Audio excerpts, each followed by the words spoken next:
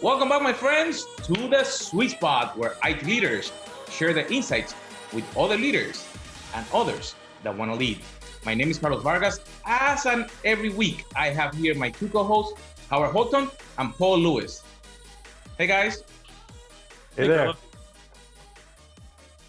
Today, we have an awesome guest with us. We have John Camacho, and he's a corporate CIO for Techion Corporation, and I will let him introduce himself. We were talking a little bit, and it's very interesting what his company does. So, John, welcome. Well, thank you, Carlos, and hello, Howard and Paul. A pleasure to be here, and I really appreciate the invite. So I work for Techion Corporation. We are an international manufacturer of high-end office furniture. So we build to order, engineer to order, all kinds of office furniture products to fill the fine buildings that people work in around the world. Nice. So let's jump in and talk about what has changed since March 15th. What did you've had steady state, no change in the business, no change in the model. Clients are the same. That you're kind of same old, same old. We only wish, right? So within 24 hours, we moved 4,000 people to work from home model. Wow. And which was great, and we left our manufacturing. We have about 20 manufacturing plants around the world, and manufacturing stayed at a steady state for a short term, and then it fluctuated a bit back and forth as the areas and regions around the world opened and closed. We're declared an essential service because we do service organizations like hospitals and banks and insurance companies that were essential service, governments as well. And we were also able to use our manufacturing capacity to pivot and actually make 400,000 hospital gowns, and using our sewing capacity and our CNC laser capacity. So that allowed that to stay open.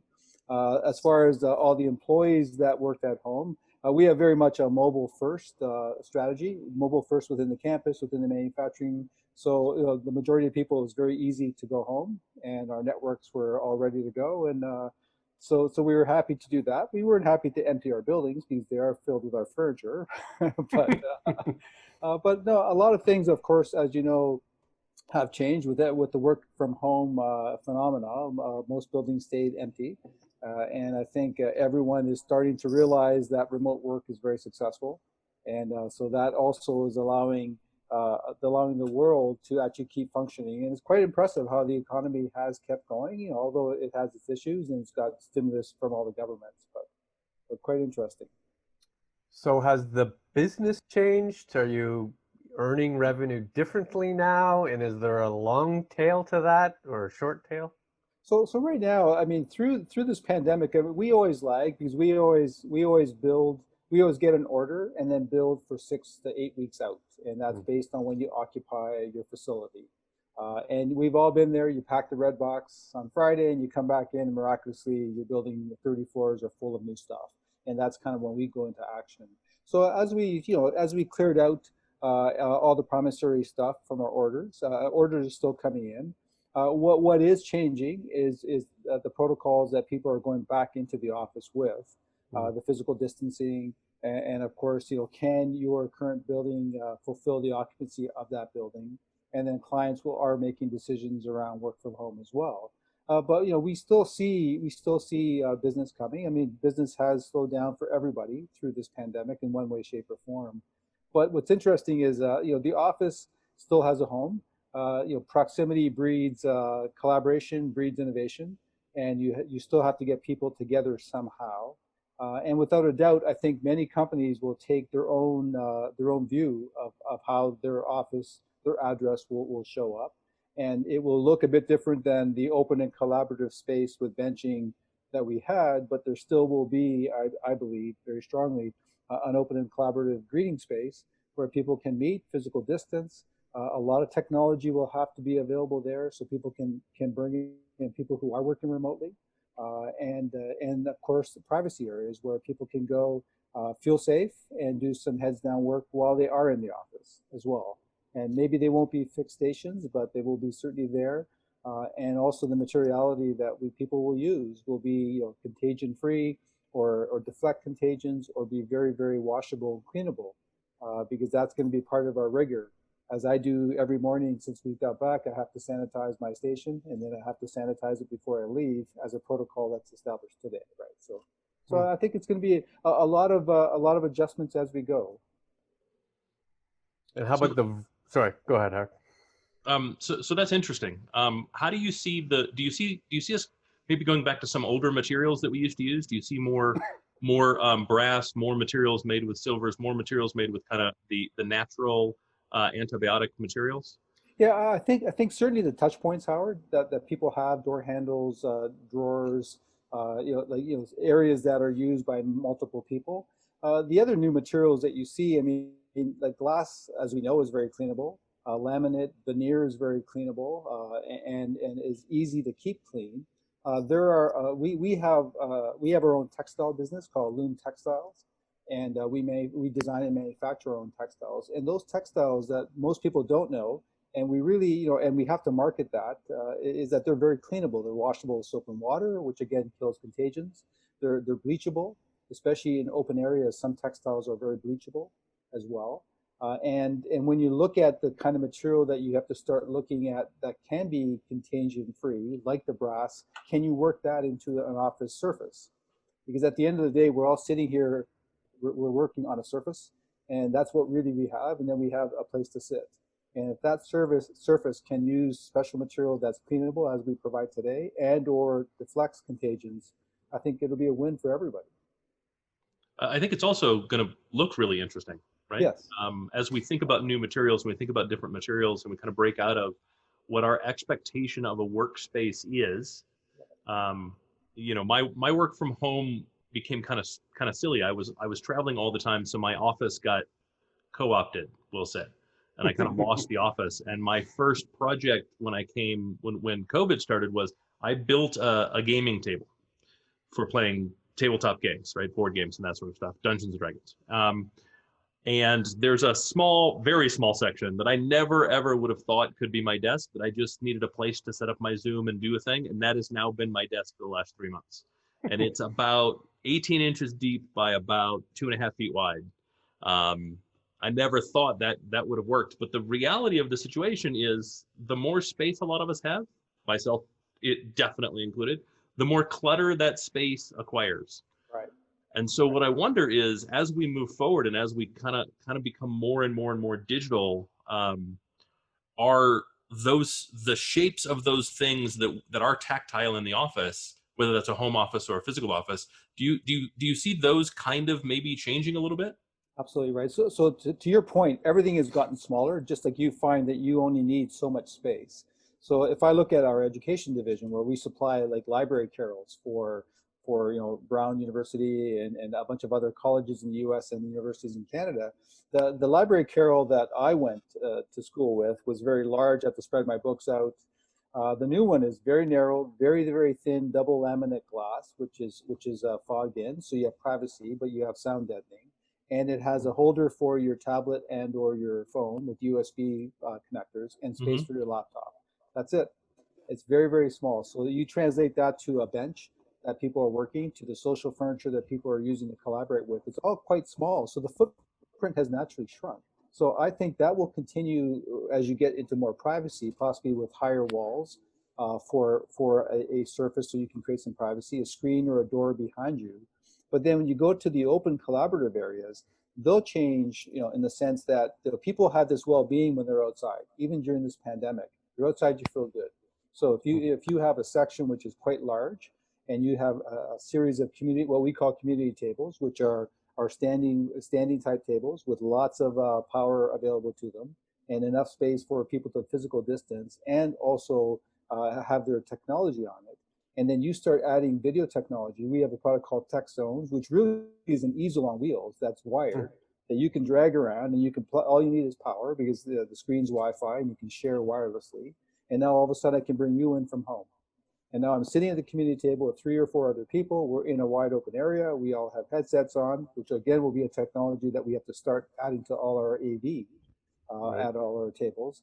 And then all of a sudden, in an open room where I feel safe, I feel well, I can be in the office, collaborate, spend that time. I can move over to a private area. We have phone booths, and really a phone booth is not a phone at all. It looks like a phone booth. It's sealed. It has its own air circulation, its own power, and it's 100% sound efficient, right? So you can go in, take a private call, have your laptop sitting there as well, step out of there. So all of a sudden, how you move around and the products that you will be using will be similar to what you're describing. They'll be smaller, they'll be private, they'll be cleanable, and they'll be open and airy, so you can feel well. Well, I'd love to have like a standing desk that they use in medical practices, you know, big wheels on it with the technology that has a built-in battery, like build it into the stand itself. The tabletop is antibacterial. I set my laptop on and I've got space for a mouse. I can wheel it right up to a window. I can wheel it outside onto the veranda, right? I can do my work from wherever makes logical sense. I can get kind of that motion, the movement, which I find to be so much better than just a standing desk. At the end of the day, I wheel it right back into some sort of like station that you know just kind of plugs the power in and charges it overnight. The next day I come in, I check on another one, and I move again. My concern though is, my concern really is bad decisions by management, bad decisions by leadership. Right? If I say, okay, I'm okay with a, I don't know what this would be, 150 square centimeter desk. I don't know if that's reasonable, but whatever, right? A very small physical working space. I don't need a lot of space. Next thing I know, I also have no distance. Right. Right. I no longer have like, let's be honest, a cubicle has almost always been too small. We always kind of feel like rats in a cage, and adding high walls doesn't help.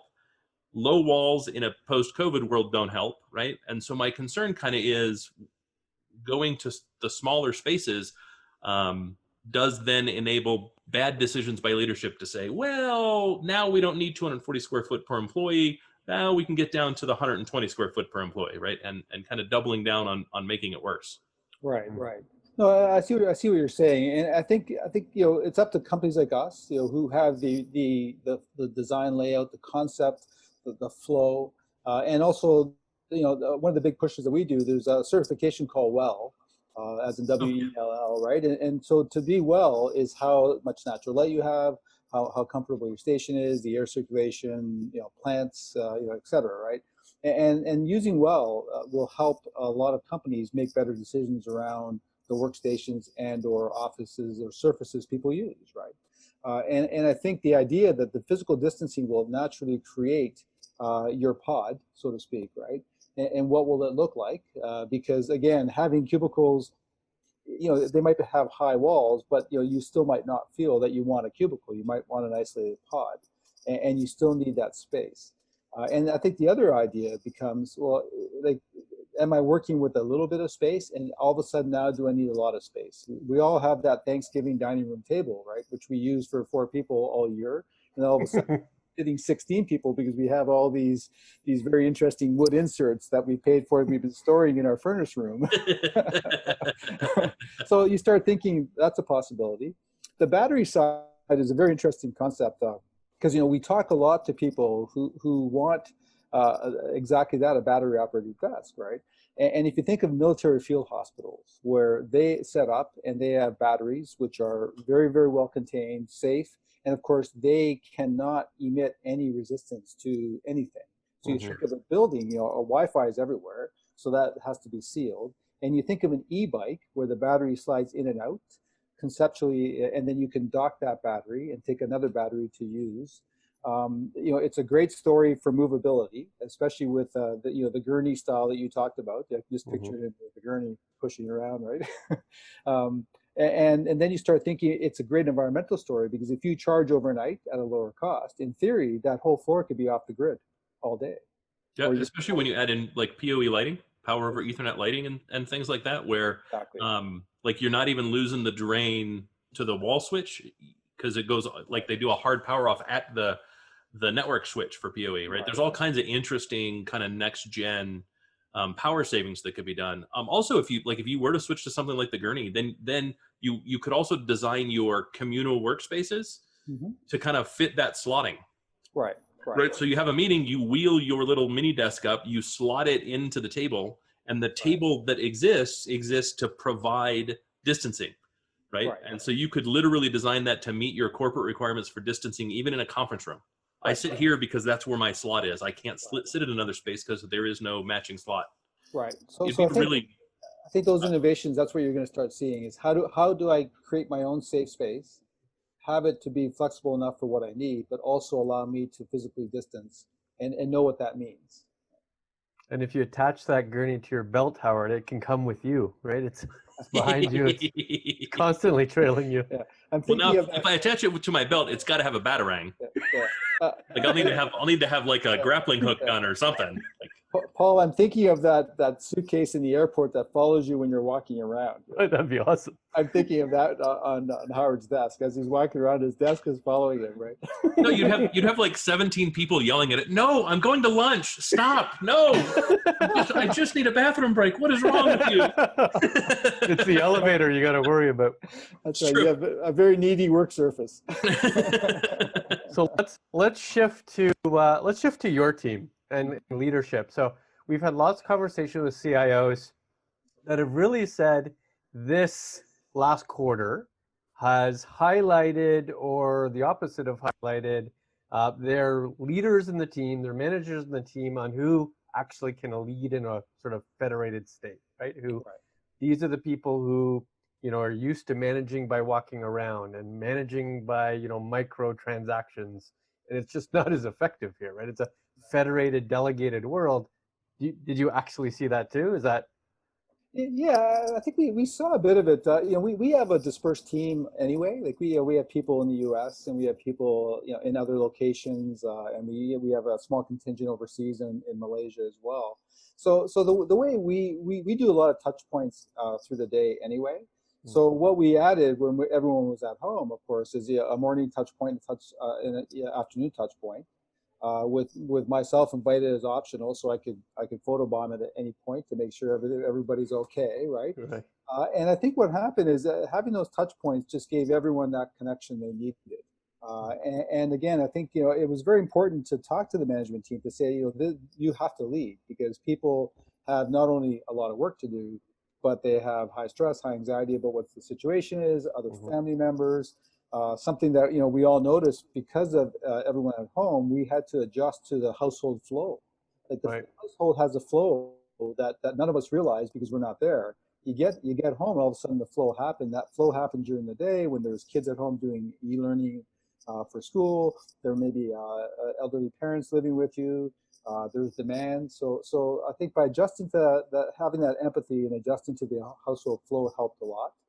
And I think the leaders initially the first 2 weeks overcompensated with touch points to the point where even the staff said, okay, uncle, like enough, right? Can we do the morning and afternoon? We don't need the noon, right? And then can we skip the morning one every second day? But I think everyone was very conscientious about being that way.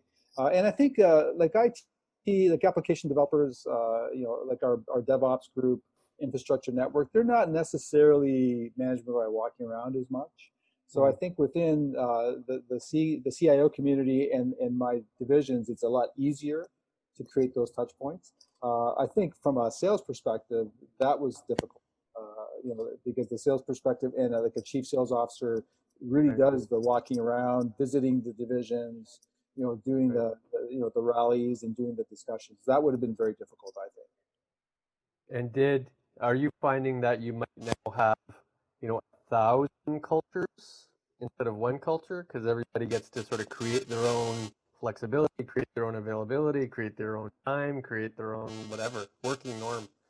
Yeah, I think that maintaining that culture, I think, is a lot easier when you're in a building. And I do agree with what you're saying. It's easier to make adjustments when you are working remote, because everyone, especially during this time, everyone's trying to compensate and help everyone.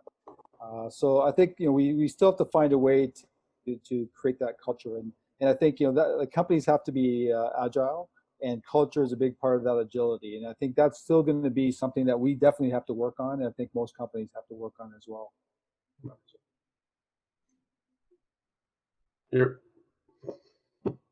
If I were to kind of take what you said along with kind of what we've been hearing for the past few months and distill it down to just 2 points, I think those 2 points really sound to me like the most important things leaders can do are be empathetic and really work towards defining and maintaining your culture. Right. Right. That's well put. I would agree, because the empathy, although I think in the office people are empathetic, but when you're working remote and you're actually in the person's situation a bit more, so you learn a lot more about people's situations. So I think having that empathy really helps, right? And I think if you're going to be command and control with a remote workforce, you won't be successful, in my opinion. I don't know that you were successful command and control with an in-person workforce. I just think it gets exacerbated when we become remote, right? Yes, yeah, that's true. In all honesty, human beings have evolved a very specific way, right? And what we determine to be real is set by the limitations of hunter-gatherers. How many people could how many people could we maximally sustain within a hunter-gatherer community? And it was not a lot. There was a study done some years ago on do we, human beings, modern humans, see people as people? And that sounds like a strange thing. But the net result of the test was we see about 100 people a day as people. After that, we can no longer kind of see them as people anymore. It becomes too much to our psyche. And so we start looking at them as non-human beings. I don't mean that to sound like we become callous, because that's not really what it is. It's just we stop seeing them as individual humans. We start seeing them as another living entity, but not actually humans. And then that becomes even worse when they're not physically there. They're not physically in front of you. They're not physically present. Right. It's easy in the office because you don't generally interact with more than 100 people in the office. You don't, by the time you get home, you probably haven't hit your 100-person limit. And so you see them as people, you react to them as people, you interact with them as people. But when you put a screen in between them, when it's just a phone, when it's just an email, when it's just text, all of that becomes harder and harder and harder. And it's almost the subconscious mind versus the conscious mind. You kind of have to slide some of that into your empathy bucket, because empathy is a very conscious thing. You have to kind of slide into the stuff that I would allow to not be empathetic, because my subconscious mind just kind of takes over and goes, well, that's not quite human, right? It doesn't deserve the same attention. You kind of have to slide over a little bit more extra empathy. Like you have to put a little couple extra teaspoons, tablespoons, cups, or buckets full, depending on, how your natural empathy bucket sits. Yeah. And really kind of focus on what are the extra steps I need to take to ensure that morale is good. Right. What are the extra steps I need to take to ensure that everyone understands that they are not a machine, that they are in fact a human, and I see them that way, I acknowledge them that way, and I acknowledge that they're all different. Right, right. And I think that's an interesting point, Howard, because I think what it leads to, I'm not sure if you guys have read the book Random Candor by Kim Scott. It's a fantastic book, and Kim worked with Google and Apple and a few other tech companies in Silicon Valley. And especially when you're dealing with technology individuals in particular, who in some cases aren't maybe as communicative as you would like them to be, and it kind of drives that, that you show that you care, but you also have to be honest with them, right? And part of being empathetic is to being honest with people. And when people are remote, it's hard to read the body language on video all the time, right? Because and you don't see them until they're on video. When they're in the office, you walk by their station, you run into them, and you can see how people are feeling, right? Mm-hmm.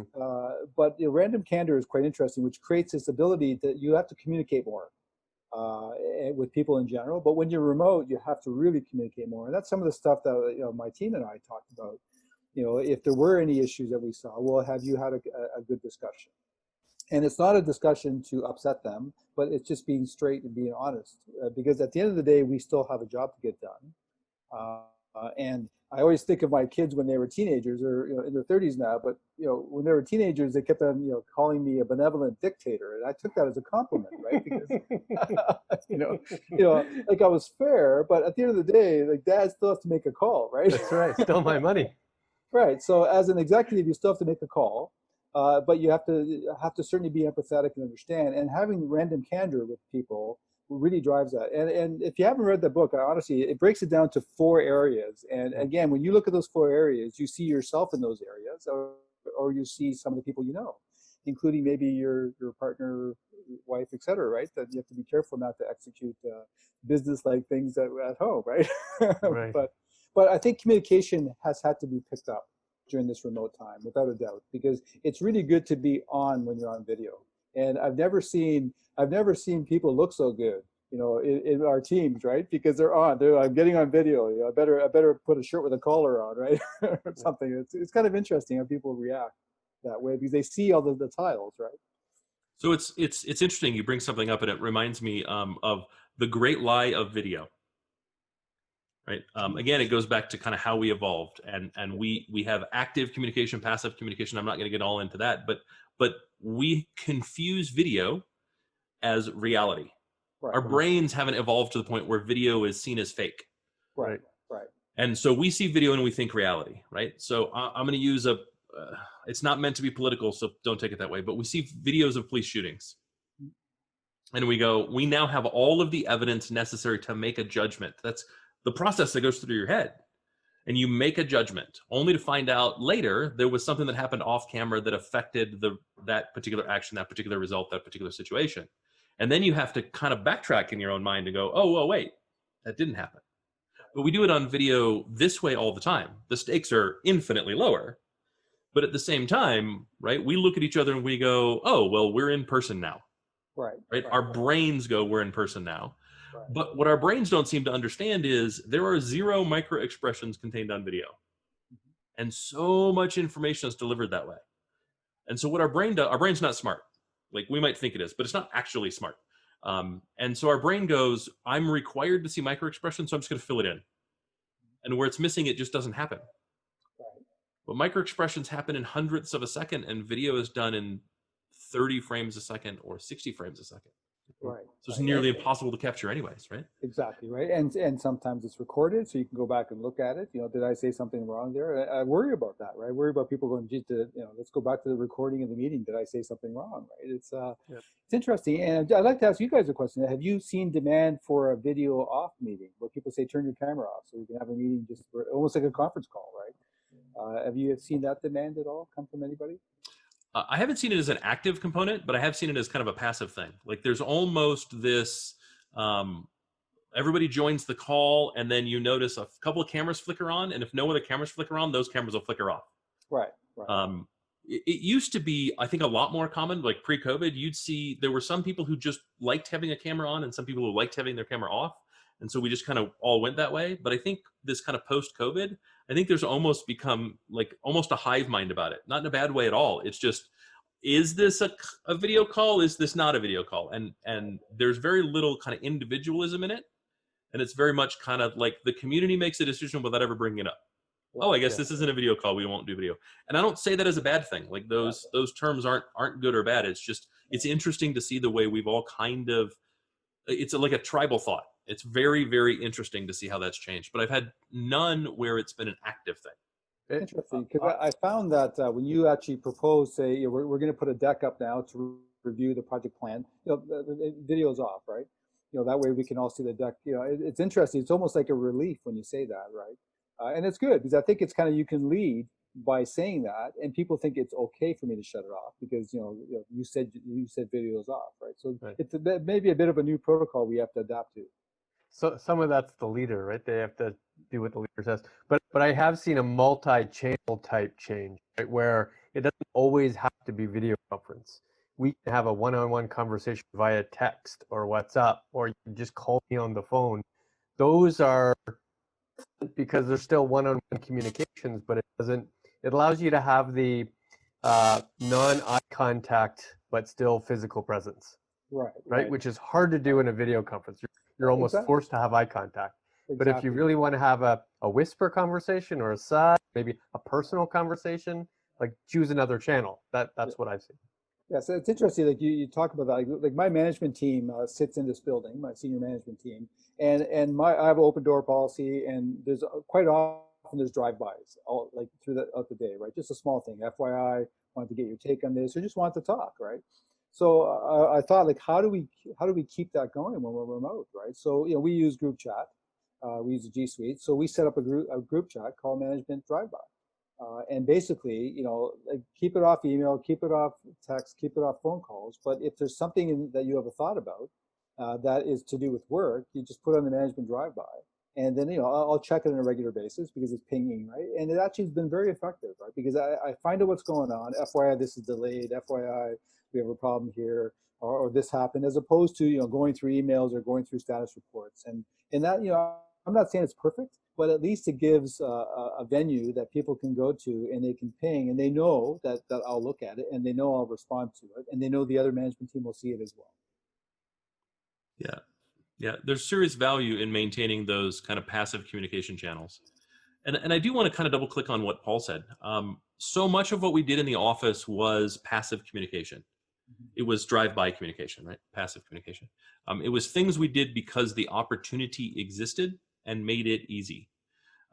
Video is fantastic because you can immediately gauge someone's engagement. If I'm over here doing this, I'm not engaged. Right? But if I'm looking at the video, the chances are pretty good I'm engaged. Right. And so it becomes really easy to kind of gauge your audience, whether that's an audience of 1 or an audience of 50, are they engaged? But at the same time, it's hard to be engaged all day long. It's hard to be engaged all the time in every meeting. And not every piece of communication requires active engagement. And so I would really encourage leaders, find what works for you, specifically find what works for you for the type of communication and the people that you're communicating with, right? If you're communicating with an individual like me, I prefer text. That is my favorite way to communicate one-on-one. I don't like text chat. I would prefer a Slack channel, like Slack channel works, right? Yeah, if it's something that's going to kind of be ongoing passive communication. Right. But at the same time, recognize that if you're adding a Slack channel, if you're adding a chat channel, that's probably one of 25. Yes. Because now all of our friends that don't meet, they all want a Slack channel, or they want a Discord channel, or they want a Facebook Messenger group, right? Right. And then you really have to concentrate on, like, you almost have to be firmer on the mission. Yes. Is this just a random conversation channel where you can hop in and hop out like water cooler chat? Does this have a purpose? Right. And I'll be honest, if it doesn't have a specific purpose that I care about, mute. Yeah. Right? And then I have the ability to go, I'm part of this. So if I want to join the water cooler, I can step into the water cooler chat. Mm-hmm. Right. When I step back out, it's muted. And if it's important, then it's important, and I get those updates all the time, and I can go, oh, hey, I've got 3 or 4 of them waiting. Let's go take a look. Let's read what everybody said. Let's reply. But I think you really have to kind of think about the purpose for that and go, does this have a purpose? What is the purpose? And how do I make sure that I'm following the purpose? I'm doing my part, as it were. Right. Absolutely. Good. Let's we have 5 minutes ish. Let's double click on IT, like specifically for you, John. Did you, in January 2020, you had a plan for 2020, right? Assuming. Right. Yes. You had a list of projects, you had 200 projects you had to deliver on. You had KPIs that you thought were important. You had a capital budget that you thought you were going to spend on. Right. Has it changed? Or are you generally going to implement the things you're going to go to? Or did you have what we refer to as a sort of a digital transformation pivot?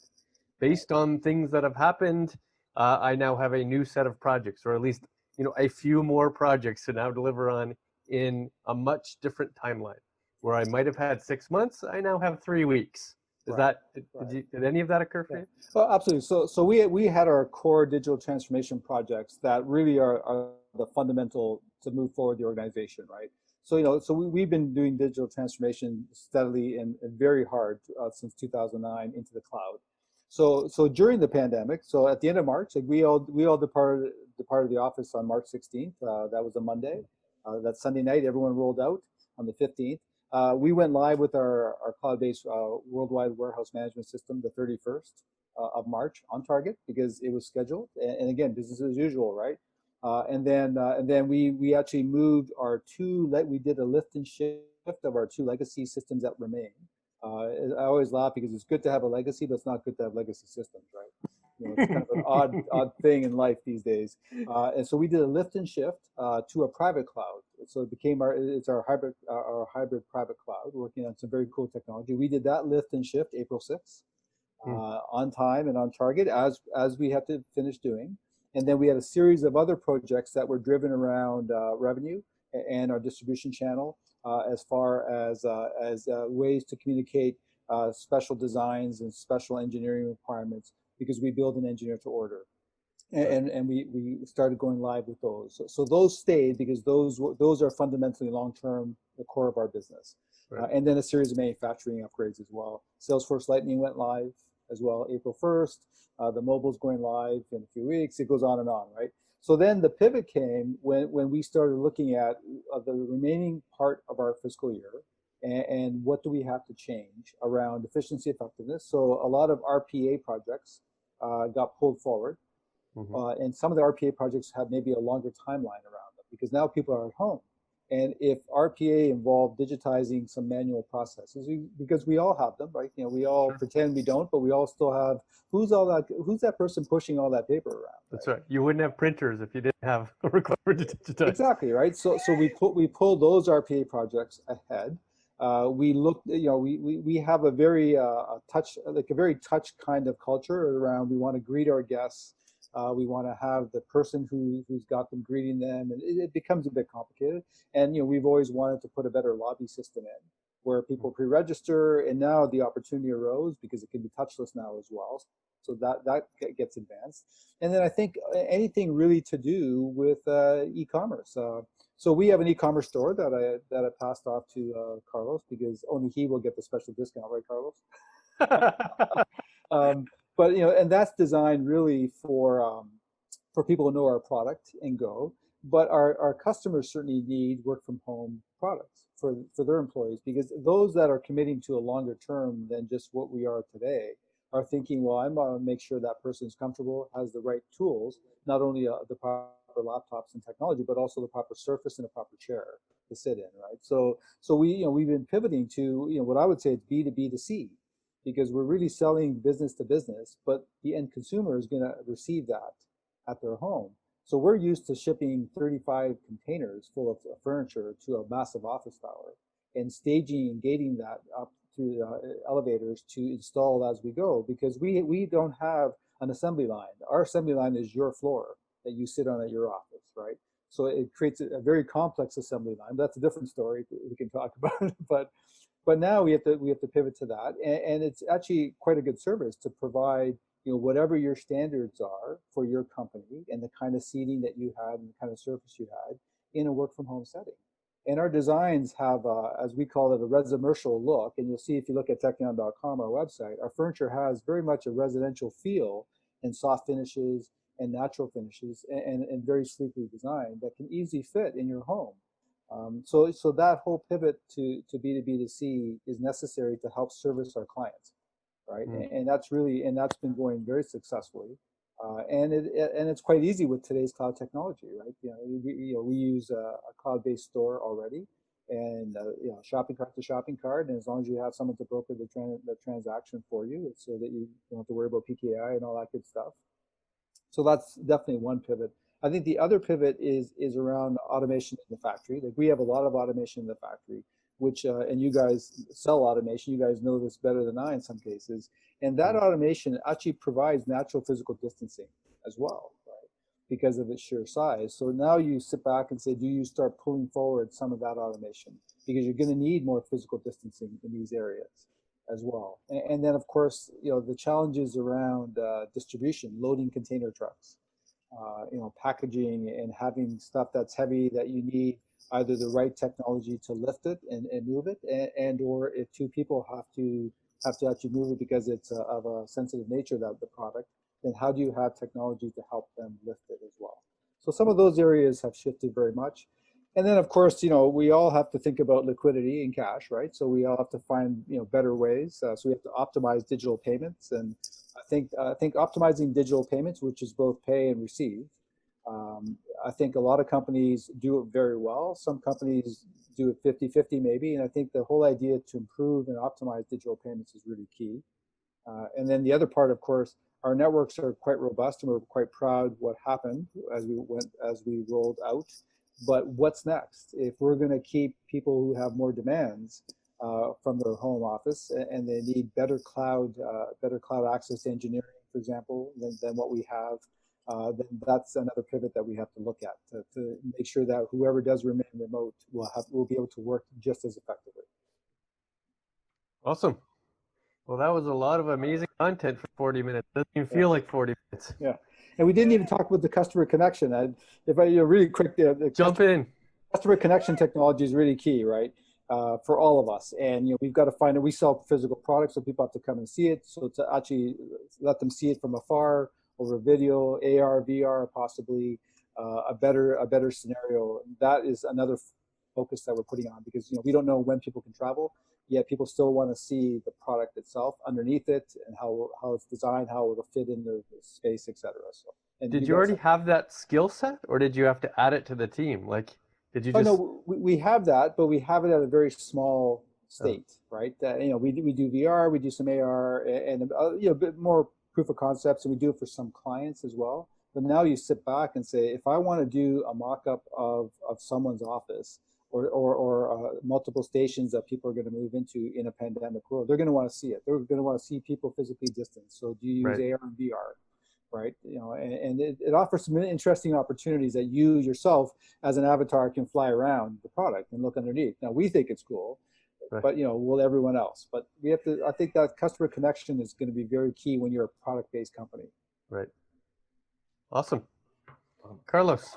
So John, we get a lot of leaders in our podcast. If you have 5 minutes, or you can share with them one thing that they should focus, that you have learned, or that it will be very critical for them for this next, let's say, 3 to 6 months, what should that be for them? I would say, Carlos, is a purposeful execution is more important than perfect execution in these times. And I think, we had a little chat this morning about being purposeful. Like, we provide a great purpose, and we feel very purposeful through this process because of how we can continue to execute as individuals, when we're faced with this kind of difficult part.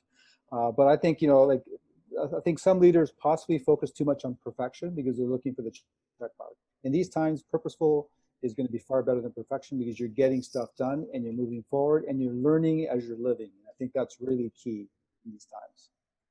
I'm going to quote you on that the next presentation I do. Perfect. Embrace it as your own, Paul. Me too. Nobody else can read my writing, but I wrote it down as well. That's really good.